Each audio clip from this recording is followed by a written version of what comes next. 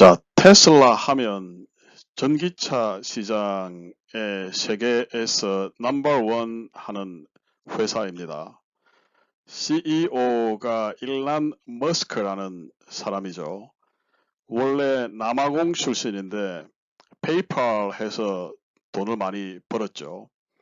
이 사람이 갖가지 기행을 벌였습니다. 그래서 세간의 주목을 끌고 다니는 그런 회사인데요. 최근에는 이 기술주의 대장주로 등극했습니다. 자, 그 테슬라 2분기 실적 발표가 오늘 있었는데요. 몇 주간 시장의 주목을 받던 핫 이슈였습니다. 테슬라 조업 중단에도 불구하고 2분기 흑자 달성, 테슬라 4분기 연속 순이익 흑자 달성, 테슬라 주가 장외 7% 급등. 오늘 2분기 실적 발표 이후에 쏟아져 나온 테슬라 관련 긴급 뉴스, 브레이킹 뉴스 타이틀들입니다. 사실 오늘 테슬라의 2분기 흑자 발표는 숫자 그 이상의 의미를 가집니다. 자, 실적 발표를 간단하게 요약해보고 그 의미를 짚어보도록 하겠습니다. 자, 테슬라의 미국 내 주력 공장이 캘리포니아에 있습니다. 그런데 코로나 바이러스가 퍼지니까 캘리포니아 주지사인 게빈 뉴섬이 락다운 명령을 내렸거든요. 그래서 테슬라 공장도 조업을 중단하게 됐습니다. 그 영향이 당연히 자동차 생산 대수의 감소로 이어지겠죠. 그런데 판매 대수는 크게 줄지 않았어요.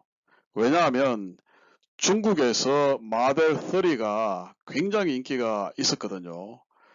그래서 판매 대수가 무려 9만 대를 넘기면서 전분기와 비교할 때는 3%가 증가했습니다. 자동차 회사는 당연히 자동차 판매 대수가 늘어나면 매출액도 증가하고 또 총 수익도 따라서 증가하겠죠. 2분기 테슬라 매출액도 당연히 전분기 대비 1% 늘어났습니다. 그래서 대략 60억 달러를 달성했습니다. 그런데 전년도 2분기 대비해서는 약 5% 감소했죠. 그것은 바로 코로나 바이러스의 영향이었습니다.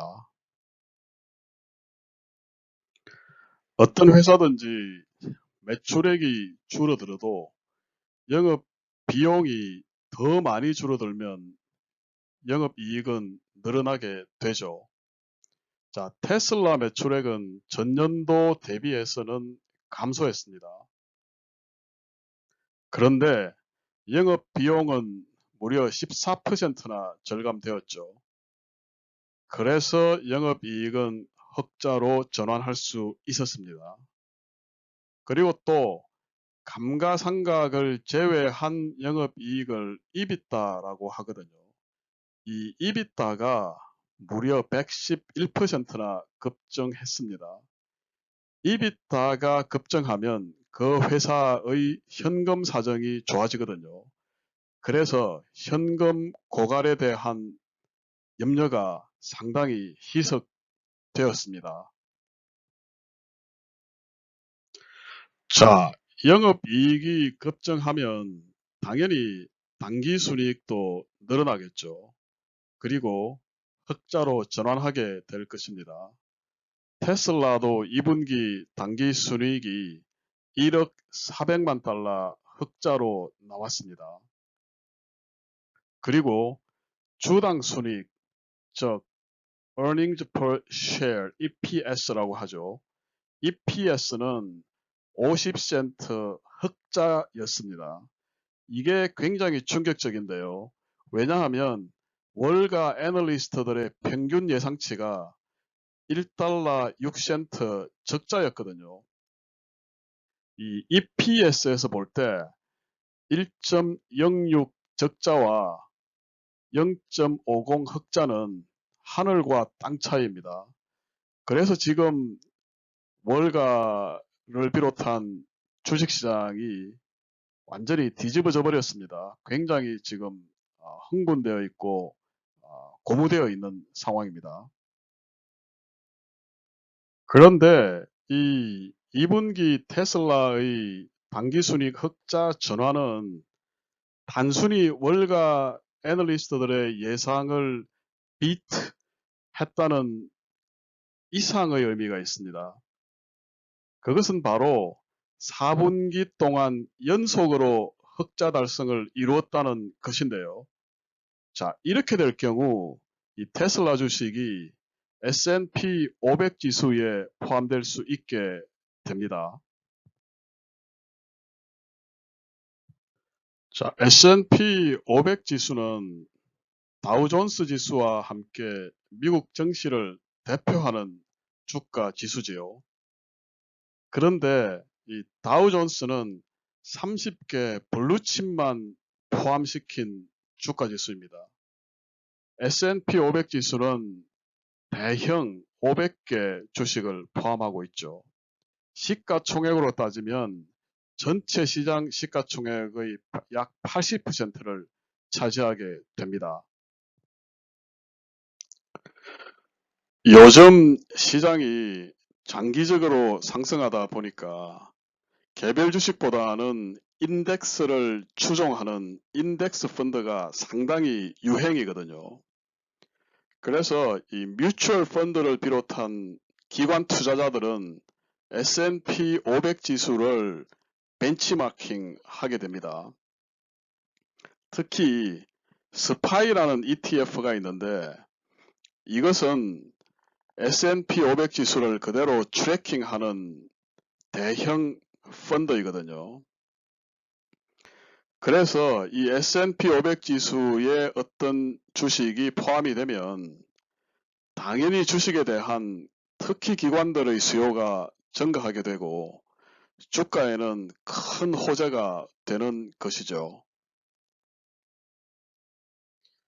이런 테슬라의 판매 실적 호조는 다른 글로벌 자동차 업계의 판매 대수가 코로나로 인해서 급감하는 가운데 달성된 것이기 때문에 더욱 큰 의미를 가집니다.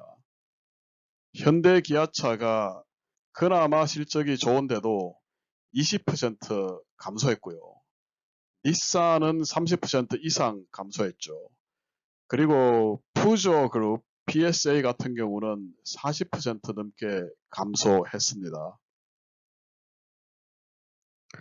4분기 연속 연간 지표로 보면 코로나에도 불구하고 테슬라 판매 대수가 상당히 견조하게 매년 증가하고 있음을 알 수 있습니다. 그리고 단기 순이익 같은 경우도 전형적인 턴어라운드 코스를 밟고 있는 것을 확인할 수 있죠. 자, 무엇보다도 이 핵심 영업에서 창출된 영업 현금 흐름, operating cash flow라고 하죠. 이것하고 주주 가치의 핵심적인 역할을 하는 free cash flow가 매우 견조한 흐름을 보여주고 있습니다. 자, 이것은 테슬라의 현금 흐름 상태가 생각보다 매우 양호하다는 것을 보여주는 것이죠. 이러한 영업에서의 테슬라의 선전은 추가적인 생산 능력 확대와 로봇을 이용한 생산성 증가에 기인한 바가 큽니다. 그런데 향후에도 베를린이나 미국 텍사스 오스틴 등에 새로 공장이 건립됩니다. 그래서 생산성 확대가 더욱 기대되고요. 또 테슬라 자동차에 대한 인기가 상당하기 때문에 그것이 미래 판매 호조로 지속적으로 이어질 것으로 예상됩니다.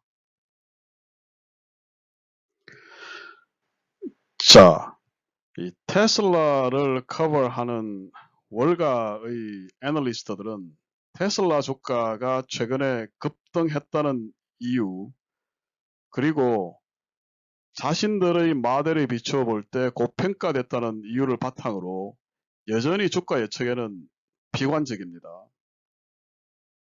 그런데 테슬라 주가는 이런 애널리스트들의 의심을 과거에도 먹으면서 고공행진해 왔습니다. 자, 그로 인해서 상승 모멘텀도 단기간에는 사라지지 않을 것으로 보입니다. 시장 전체적으로 보면 이 테슬라의 2분기 흑자는 더욱 큰 의미를 가지는데요. 최근 테슬라가 테크 주식들의 대장주였기 때문에 시장이 예상한 대로 만약에 적자가 나왔다면 테슬라뿐만 아니고 나스닥 전체가 하락하면서 큰 조정을 보였을 것입니다. 최근 미국 주식시장의 가장 큰 우려는 나스닥 테크 주식들의 버블이 끼어있지 않느냐라는 불안감이었거든요. 그런데 테슬라의 예상을 뛰어넘은 실적 호조가 이런 테크 버블에 대한 불안감을 상당히 희석시킬 것입니다. 자, 그래서 나스닥 기술주로 쏠렸던 모멘텀이 당분간 더 지속될 것으로 보입니다. 모멘텀 투자 전략으로 매수하신 분들은 이 모멘텀이 살아있는 한은 지속 보유해도 될 것으로 보입니다. 자, 오늘은 그래서 이 테슬라 2분기 실적 발표, 그리고 그것이 테슬라뿐만 아니라 시장 전체 주가에 미치는 영향에 대해서 다각도로 분석하고 논의해 봤습니다. 자, 궁금하신 점 있으시면 밑에 댓글로 남겨주십시오. 제가 보고 성심성의껏 답변 드리도록 하겠습니다. 자, 지금까지 시청해 주셔서 대단히 감사드립니다. 도움이 되셨다고 생각하시면 구독 정중히 부탁드립니다. 감사합니다.